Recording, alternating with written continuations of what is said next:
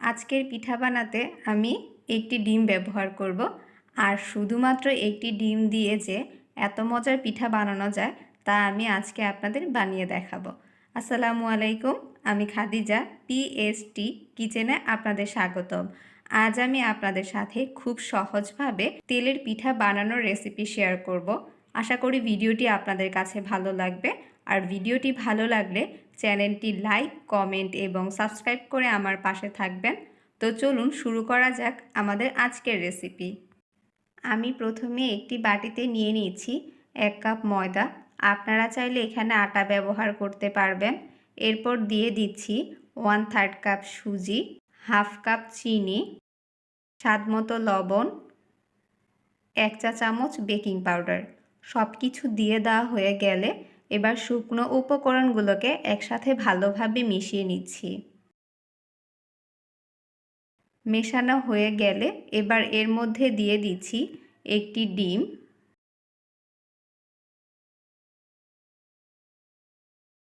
এখন ডিমের কুসুমটি ভেঙে এগুলোর সাথে একটু মিশিয়ে নিব।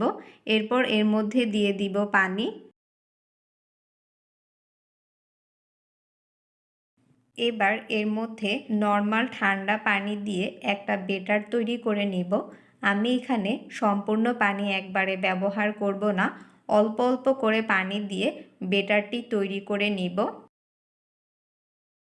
এভাবে অল্প অল্প করে পানি দিয়ে সব কিছু ভালোভাবে মিশিয়ে একটা বেটার তৈরি করে নিচ্ছি। চেষ্টা করবেন একটু সময় নিয়ে এই বেটারটি তৈরি করতে, যাতে এর মধ্যে কোনো দানা না থাকে।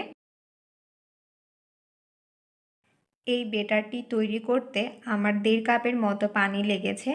আমি এখন সব কিছু ভালোভাবে নেড়েচেড়ে মিশিয়ে নিচ্ছি। আমার বেটার তৈরি করে নেওয়া হয়ে গেছে। দেখুন, আমি বেটারটিকে খুব বেশি ঘন এবং খুব বেশি পাতলা করিনি, মিডিয়াম রেখেছি। এখন আমি বাটিটিকে এক সাইডে সরিয়ে রাখছি 10 মিনিটের জন্য। 10 মিনিট পর আমি চুলায় একটি কড়াই বসিয়ে এর মধ্যে তেল আর একটি চামচ গরম করে নিয়েছি। এরপর আমি চামচের মধ্যে বেটার দিয়ে চামচটি তেলের মধ্যে ডুবিয়ে রাখছি। এবার অন্য একটি চামচ দিয়ে বেটারের উপর তেল ছিটিয়ে দিচ্ছি। যখন চামচ থেকে পিঠাটি একাই ছাড়িয়ে আসবে তখন পিঠাটিকে উল্টে পাল্টে ভালো মতো ভেজে নিব। ভাজার পর পিঠার মধ্যে যখন সুন্দর একটা কালার চলে আসবে তখন আমি ছাঁকনি দিয়ে পিঠাটি একটি প্লেটে উঠিয়ে নিচ্ছি।